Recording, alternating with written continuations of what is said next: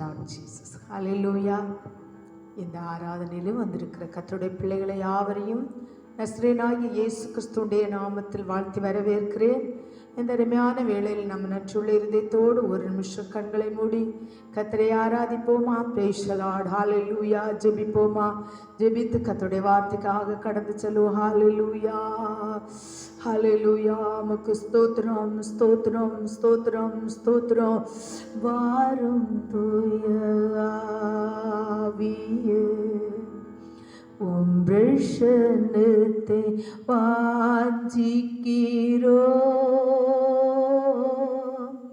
உம் வல்லமையா என்னை நிரப்பி என்னை ஆளுகை செய்யும். வாரும் தூய ஆவியே, உம் பிரசன்னத்தை வாஞ்சிக்கிறோம். உம் வல்லமையா என்னை நிறைத்து என்னை ஆளுகை செய். ஒரு நிமிஷம் கூட வாரும் தூய ஆவியே, உம் பிரசன்னத்தை வாஞ்சிக்கிறோம். உம் வல்லமையா என்னை நிரப்பி என்னை ஆளுகை செய்யும். நல்ல கர்த்தாவே, அன்பின் தேவனே, இந்த அருமையான வேளையில் நன்றி எழுதியத்தோடு உண்மை ஆராதித்தோம். தொடர்ந்து கர்த்தருடைய வார்த்தையை நாங்கள் கேட்க போறோம். உடைய கிருபைக்குள்ளே தேவன் எங்களை மூடுங்க, காத்துக்கொள்ளுங்க, பலப்படுத்துங்க, ஆசீர்வதிங்க. கர்த்தாவே, பரத்திலிருந்த நல்ல வார்த்தைகளை எங்களுக்கு தாரும். உடைய இரத்தத்துக்குள்ள மூடு. கர்த்தர் ஆசீர்வதியும், பலப்படுத்தும், காத்துக்கொள்ளும். இயேசுவின் நாமத்தில் ஜெபிக்கிறோம் எங்கள் நல்ல பிதாவே, ஆமென். ஹல்லேலூயா அல்லேலூயா. கர்த்தருக்கு ஸ்தோத்திரம். கர்த்தர் நல்லவர். இந்த அருமையான வேளையில் நாங்கள் நன்றியுள்ள இதயத்தோடு கர்த்தரை துதிக்கிறோம், ஸ்தோத்திரிக்கிறோம். இந்த இடத்துல கூடியிருக்கிற அன்பான கர்த்தருடைய பிள்ளைகளை யாவரும் உம்முடைய நாமத்தின் மகிமைக்காக இந்த இடத்தில் கூடி வந்திருக்கிறவங்களை கர்த்தர் ஆசீர்வதிப்பார் என்பதை கர்த்தர் ஸ்தோத்திரம். கர்த்தர் ஆசீர்வதிப்பார். ஆமென். ஹல்லேலூயா. இந்த நேரத்திலும் கர்த்தருடைய வார்த்தையை நாம் தியானிக்கும்படி, கர்த்தருடைய வார்த்தையை நாம் கேட்கும்படி, கர்த்தர் நல்லவர். கர்த்தருடைய வார்த்தையில ஜீவன் உண்டது. ஜீவனுள்ள வார்த்தையை நமக்குள் கிரியை செய்யும்படி நம்முடைய ஆவி, ஆத்துமா, சரீரத்தை கர்த்தருடைய ஆவியானவர் உயிர்ப்பிக்கும்படி, ஆமென். இந்த நேரத்தில் கர்த்தருடைய வார்த்தையை முழு மனதோடு முழு இருதயத்தோடு தியானிப்போமா கர்த்தருடைய பிள்ளைகளே. ஹல்லேலூயா ஹல்லேலூயா. கர்த்தருக்கு ஸ்தோத்திரம். 2 நாளாகமும் 15ஆம் அதிகாரம் 12வது வசனத்தை கர்த்தருக்கு ஸ்தோத்திரம் வாசிக்க கேட்போம். 2 நாளாகமும் 15ஆம் அதிகாரம் 12வது வசனம். தங்கள் பிதாக்களின் தேவனாகிய கர்த்தரை தங்கள் முழு இருதயத்தோடும் தங்கள் முழு ஆத்துமாவோடும் தேடுவோம் என்றும், சிறியோர் பெரியோர் ஸ்திரீ புருஷர் எல்லாரிலும் இஸ்ரவேலின் தேவனாகிய கர்த்தரை தேடாதவன் எவனோ. கர்த்தர் நல்லவர். 12 மாத்திரம் நம்ம வாசிக்க கேட்போம். பிதாக்களின் தேவனாகிய கர்த்தரை முழு இருதயத்தோடும் முழு ஆத்துமாவோடும் தேடுவோம் என்றார்கள். ஆமென். கர்த்தர் நல்லவர். கர்த்தருக்கு ஸ்தோத்திரம். நம்ம கர்த்தரை தேட வேண்டுமானால் நமக்குள்ள ஒரு சில காரியங்கள் இருக்க வேண்டும். ஆமென். கர்த்தர் நல்லவர். நான் சொல்லவில்லை, கர்த்தருடைய வேதம் சொல்லுகிறதே. ஒருக்கா கூட நீங்க வாசிக்க கேட்கலாம். 12வது வசனம். தங்கள் பிதாக்களின் தேவனாகிய கர்த்தரை, தங்கள் பிதாக்களின் தேவனாகிய கர்த்தரை. ஆமென். நமக்கு ஒரு பிதா, நம்முடைய பிதாக்களின் தேவனாகிய கர்த்தரை நம்ம எப்படி தேட வேண்டும் என்று இந்த வேதம் சொல்கிறது. ஆமென். பல தெய்வங்களை பல முறையிலே பல விதங்களிலே கர்த்தருக்கு ஸ்தோத்திரம் தேடுகிறார்கள், அதை வணங்குகிறார்கள், கர்த்தருக்கு ஸ்தோத்திரம் ஆராதிக்கிறாங்க. ஆமா, ஆனா பிதாக்களின் தேவனாகிய கர்த்தரை நாம் எப்படி தேட வேண்டும் எப்படி கர்த்தரை தேட வேண்டும் என்பதை இந்த இடத்தில் பார்க்கிறோம். எப்படி தேட வேண்டுமா? கர்த்தர் நல்ல முதலாவது அது சொல்லி இருக்கிறது, முழு இருதயத்தோடு என்ன செய்ய வேண்டும்? நாம் கர்த்தரை தேட வேண்டும். ஆம், கர்த்தருடைய பிள்ளைகளே, நம்ம சபையில கூட கர்த்தரை நம்ம ஆராதிப்போம், ஜெபிப்போம், தேடக்காக வந்திருப்போம். பல மைல்களிலிருந்து ஸ்தோத்திரம் 3 பஸ் ஏறி கூட நாம் ஆண்டவரை ஆராதிக்க இங்க வந்திருக்கோம். ஆனா ஒண்ணு, நம்முடைய இருதயம் முழு இருதயத்தோட கர்த்தரை தேடுகிறோமா? கர்த்தருக்கு ஸ்தோத்திரம். ஒரு நிமிஷம் இந்த வார்த்தையை நம்ம சிந்தித்து பார்ப்போம். ஆராதிக்க வருகிறோம், உட்காருகிறோம், தெய்வத்தை ஆராதிக்கிறோம். ஆனா கர்த்தருக்கு ஸ்தோத்திரம், பிதாக்களின் தேவனாகிய கர்த்தரை நாம் முழு இருதயத்தோடு தேட வேண்டும் என்று கர்த்தருடைய வேதம் நமக்கு எழுதி வைத்திருக்கிறது. கரங்களை தூக்கி ஹல்லேலூயா.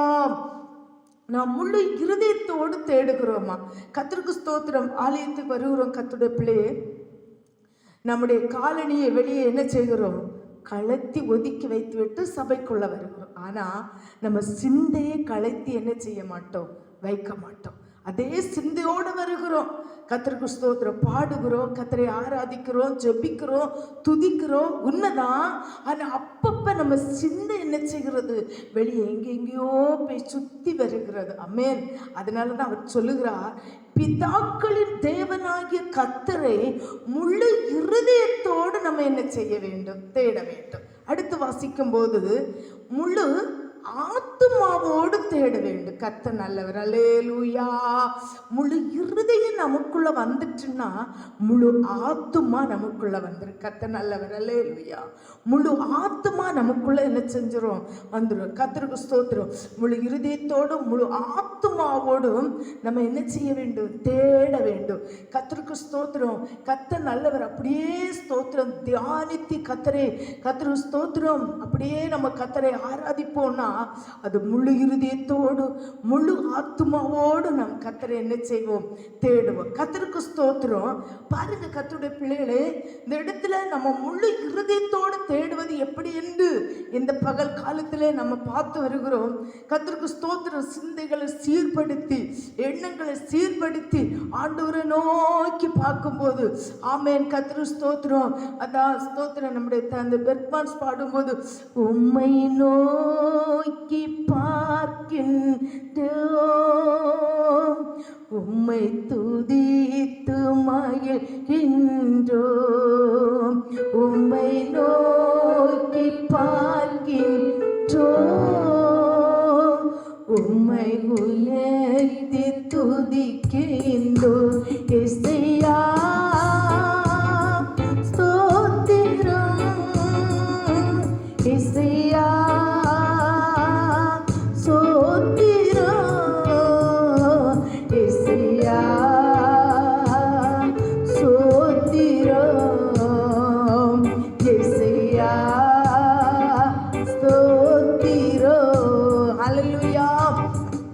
முழு இருதயத்தோடு முழு ஆத்துமாவோடு பாடினா, இப்படி பாடும்போது நம்முடைய உள்ளத்திலிருந்து கர்த்தருடைய பரிசுத்த ஆவியானவர் கிரியை செய்வார். ஆமென். ஹல்லேலூயா.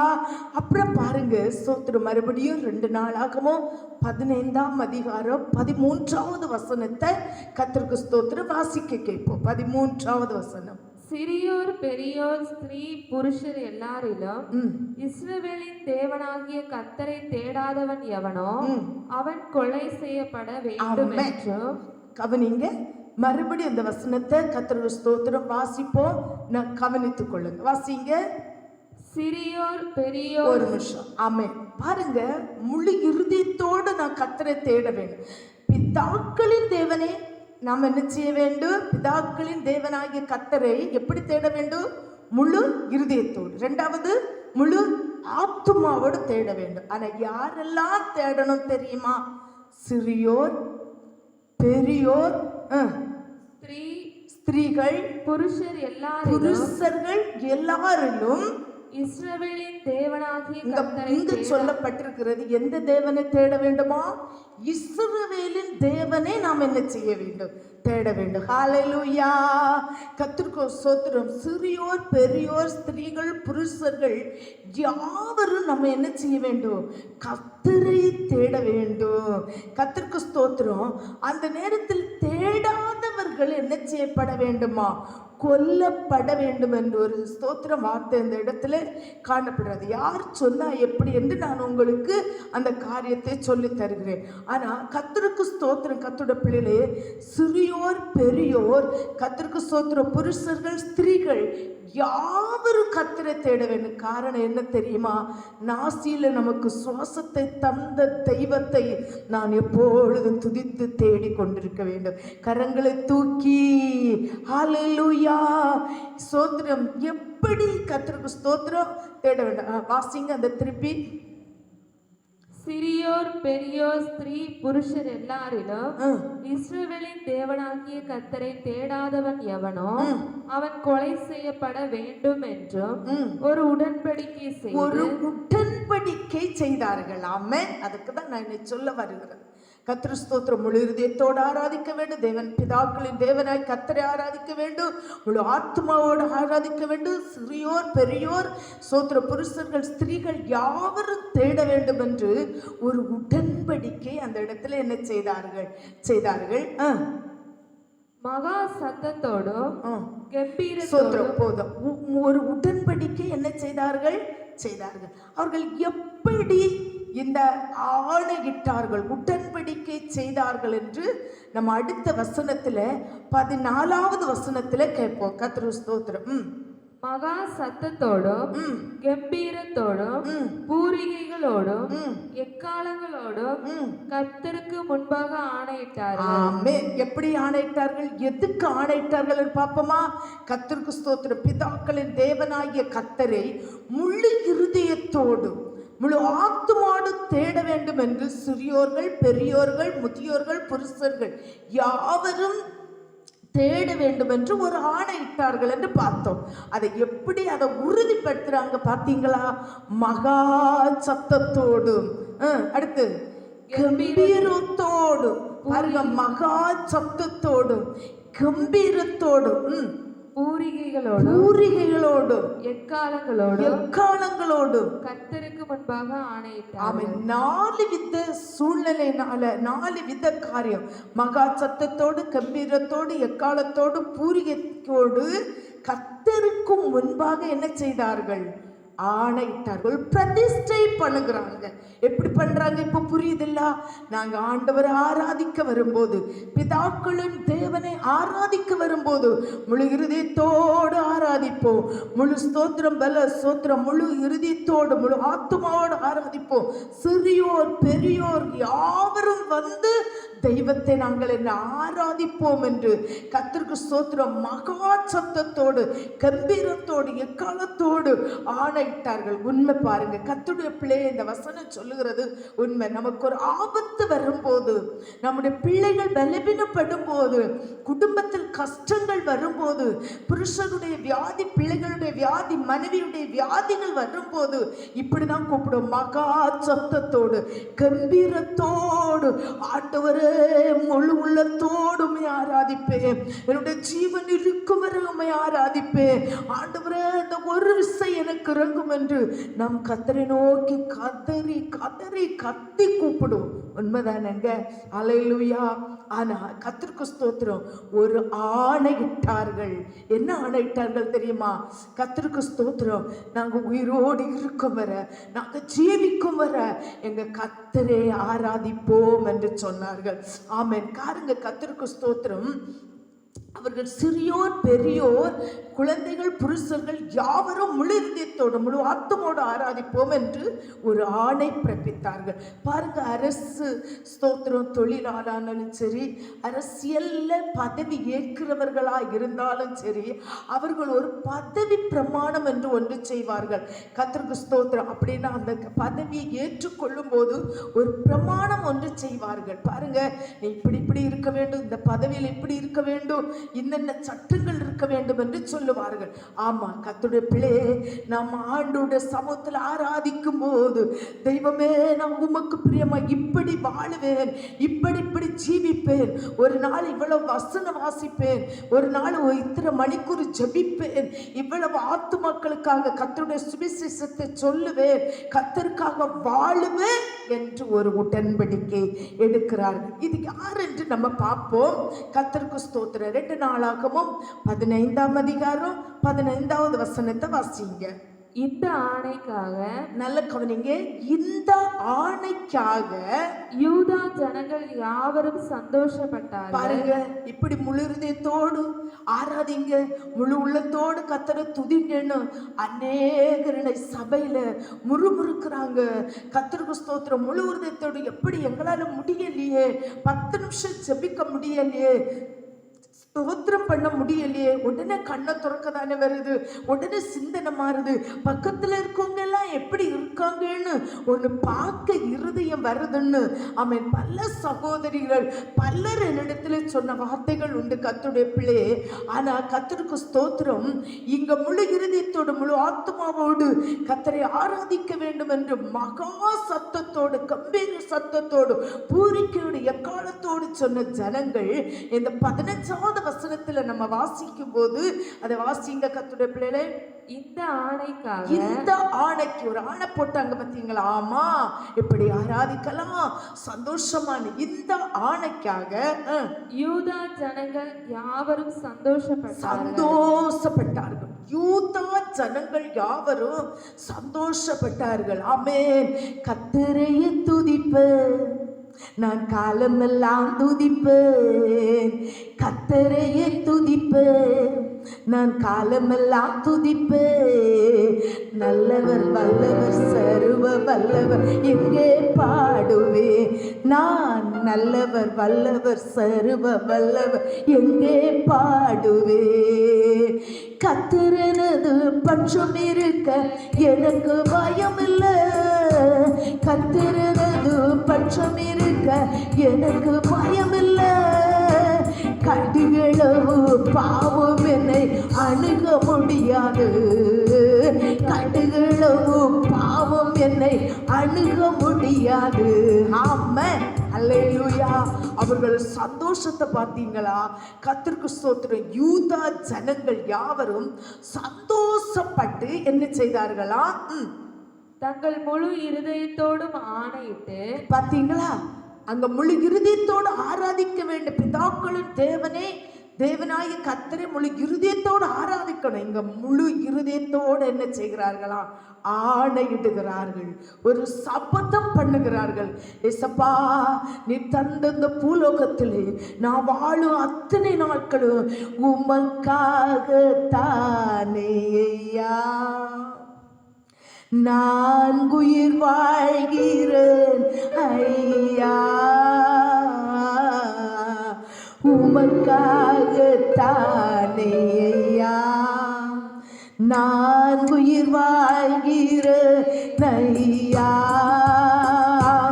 இந்த உடலும் உள்ளமெல்லாம் அன்பு உமக்காகத்தான், இந்த உடலும் உள்ளமெல்லாம்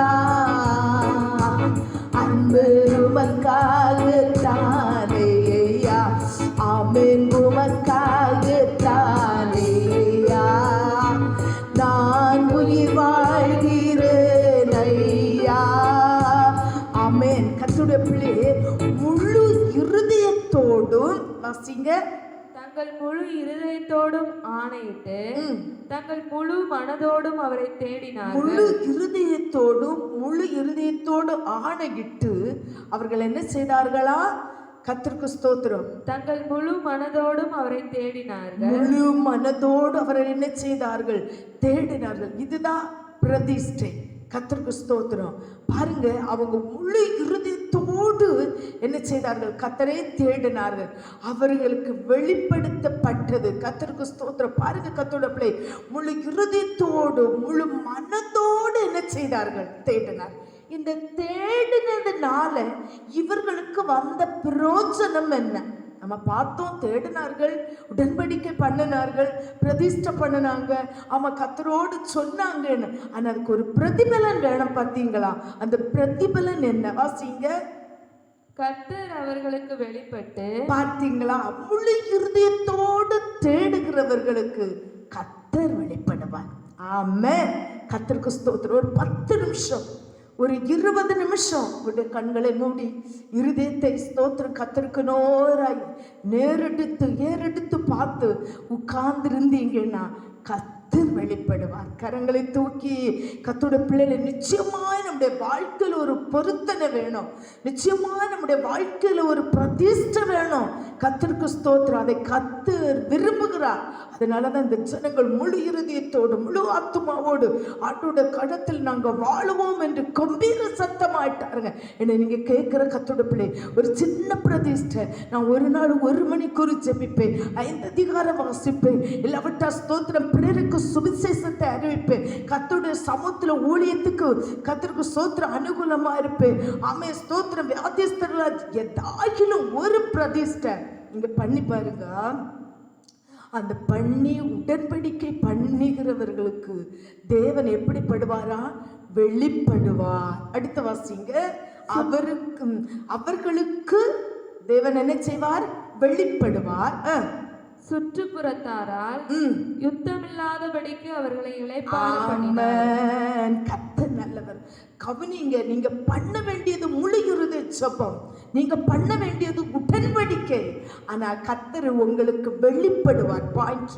நல்ல கர்த்தருக்கு ஸ்தோத்திரம். தேவ பிள்ளை உன்னோடு பேசுவார், உன்னோடு தேவன் வெளிப்படுவார். வேதம் சொல்லுகிறது, நான் உனக்கு போதித்து நீ நடக்க வேண்டிய வழியை நான் உனக்கு காண்பிப்பேன். உன்னோடு கர்த்தர் வந்து போதிப்பார், பேசுவார், வெளிப்படுவார். ஆனா உனக்குள்ள கர்த்தர் வந்த பின்பு சுற்றிலும் இருக்கிறவர்களை பார்த்தோன்னா சுற்றுப்புறத்தில் யுத்தம் இல்லாதபடி தேவன் இளைப்பார பண்ணுவார். அநேக கம்ப்ளைண்ட் பண்றது என்ன தெரியுமா? பக்கத்து வீட்டுக்கார பில்லி சூன்யம் பண்ணினாங்க, பக்கத்து வீட்டுக்கார விரோதமா இருக்காங்க. கர்த்தருக்கு ஸ்தோத்திரம். என்னை பார்க்கும்போது தவறான வார்த்தைகளை பேசுறாங்க, இவங்க எல்லாம் எனக்கு விரோதமா எழும்புறாங்க. இதை கேட்கிற கர்த்தருடைய பிள்ளையே, இதை ஒரு நிமிஷம் உன்னுடைய வாழ்க்கையில் ஒரு நல்ல தீர்மானம் எடுத்து முழு இருதயத்தோடு முழு ஆத்துமாவோடு நீ ஒரு 10 நிமிஷம் ஆனாலும் சரி, அரை மணிக்கூர் உன்னை வீட்டுக்குள்ள உன்னுடைய அறைக்குள்ள உங்களுடைய ஸ்தோத்திரம் ஸ்தோத்திரம் ஸ்தோத்திரம் சபையில கர்த்தர் ஸ்தோத்திரம் உட்கார்ந்து கர்த்தரை ஆராதித்து பாருங்க. அது முழு இருதயத்தோடு அது முழு ஆத்துமாவோடு காணப்படட்டும். என் தேவன் அந்த இடத்திலே கிரியை செய்வார், உங்களை சந்திப்பார், உங்களோடு பேசுவார், பிரதிஷ்டமாக்குவார், வெளிப்படுவார்.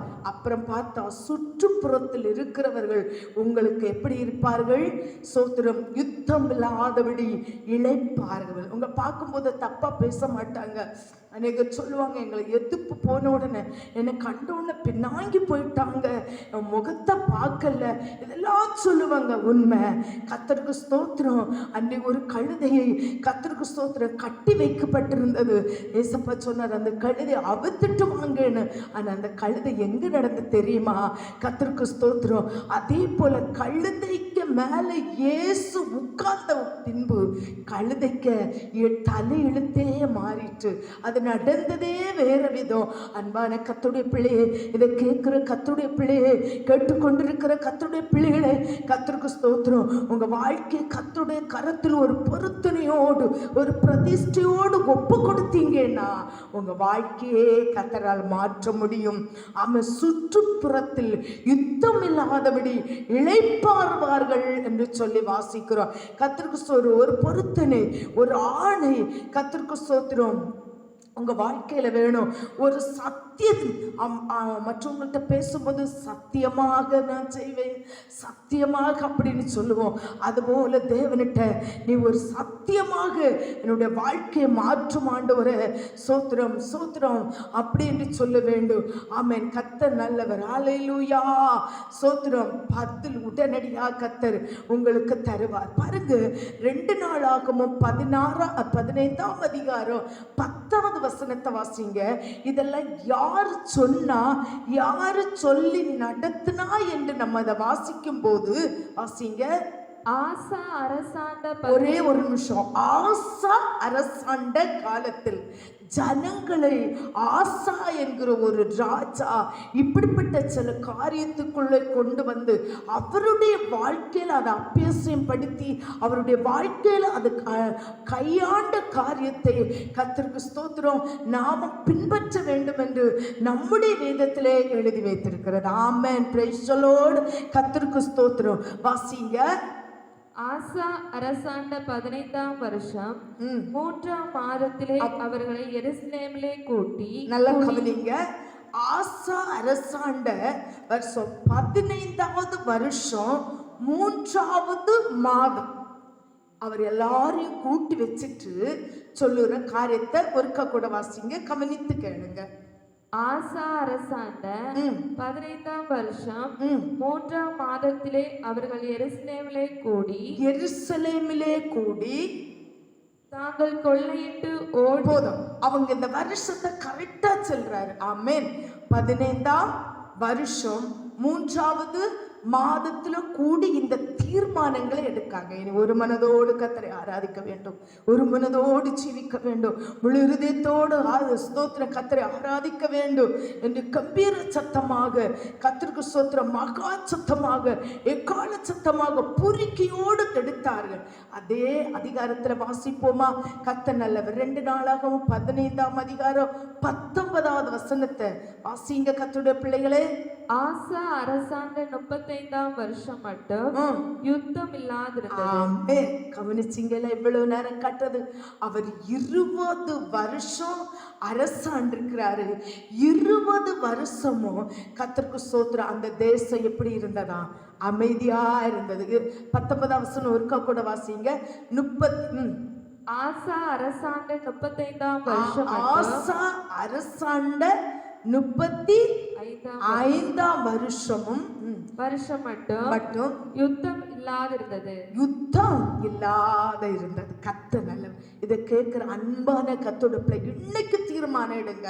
ஆமென். கர்த்தருடைய வார்த்தை உங்களை நோக்கி ஆமென் ஸ்தோத்திரம் நீங்க தான் அப்படி இதை கேட்கும் போது கர்த்தர் ஸ்தோத்திரம் உங்களை பார்த்து சொல்லுது, இதை உங்க வீட்டுல செய்தா என்னாயா, இதை நம்ம வீட்டுல இப்படி ஜெபித்தா என்னாயா, நான் வாழ்ந்துட்டா என்னாயா, நான் தீர்மானம் எடுத்தா என்னாயா, நான் முழு உறுதியத்தோடு கர்த்தரை தேடினா என் குடும்பத்துக்குள்ளேயே சமாதானம் இல்லையே, என் குடும்பத்துக்குள்ளேயே யுத்தம் தானே, பிள்ளைகளுக்குள்ள கணவனுக்குள்ள புருஷனுக்குள்ள மனைவிக்குள்ள யுத்தம் தானே கர்த்தாவே நடக்குது.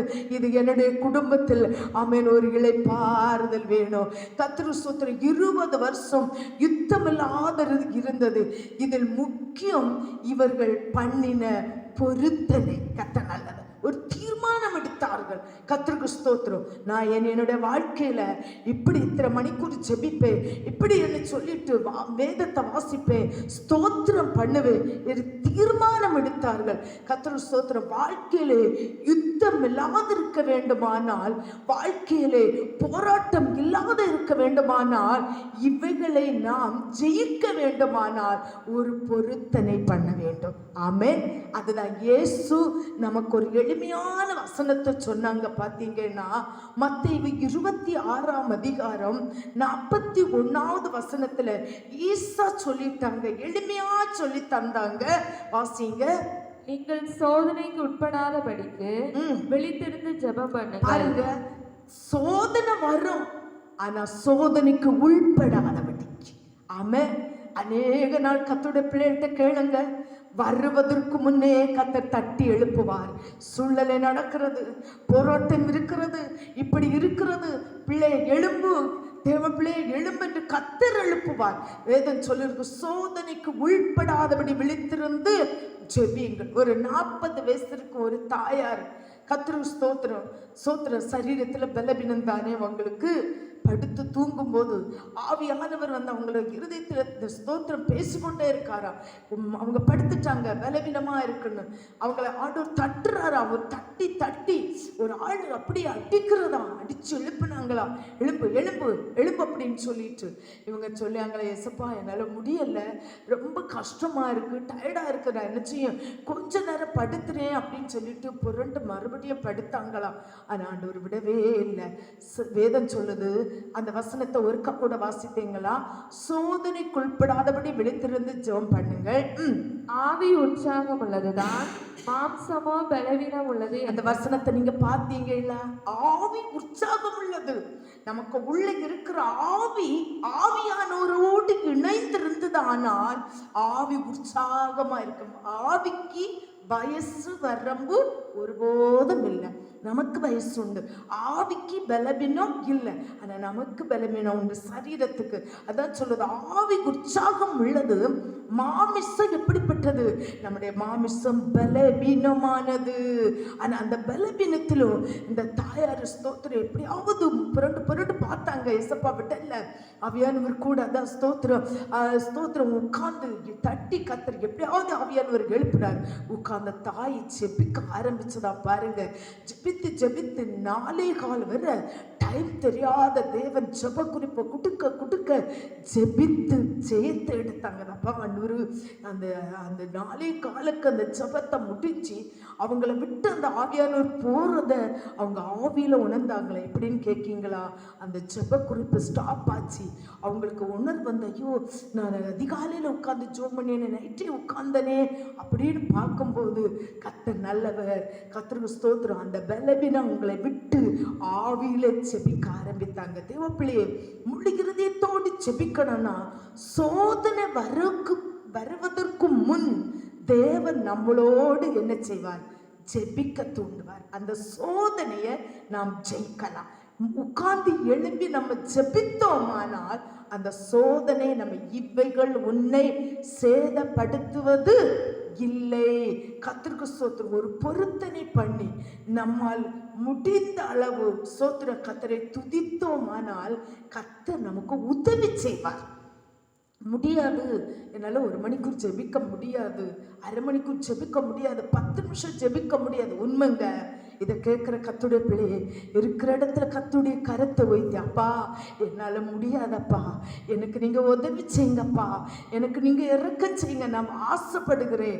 ஆண்டோட சமூகத்தில் சொல்லி பாருங்கப்பா, நான் வாழ ஆசைப்படுறேன், உங்கள் பிரியமா ஜீவிக்க ஆசைப்படுறேன், அதனால என்னால் முடியாதுன்னு சொல்லி உங்கள் கரத்தை தூக்கி கொடுத்து பாருங்க, கர்த்தர் உதவி செய்வார். ஆமென். இதை கேட்குற கர்த்தருடைய பிள்ளைகளை எல்லாரும் ஜெப நிலையில கர்த்தருக்கு ஸ்தோத்திரம் பாடி ஆண்டவரை ஆராதித்து முடிப்போமா? உனக்கு ஒருவர் இருக்கிறா, உன்னை விசாரிக்க துடிக்கிறா, உன்னையும் என்னையும் இயேசு நேசிக்கிறார். அவருள்ள கையிலே வரைந்திருக்கிறார். சொல்லுவோம், உனக்கு ஒருவர் இருக்கிறா, உன்னை விசாரிக்க துடிக்கிறா, உன்னையும் என்னையும் இயேசு நேசிக்கிறார். அவருள்ள கையிலே வரைந்திருக்கிறார். ஜாதி ஜனம் மறந்திட்டாலும் மறந்திடாதவர், ஜோதிகளின் பிதாவா இயேசுவானவர். ஜாதி ஜனம் மறந்திட்டாலும் மறந்திடாதவர், ஜோதிகளின் பிதாவா இயேசுவானவர்.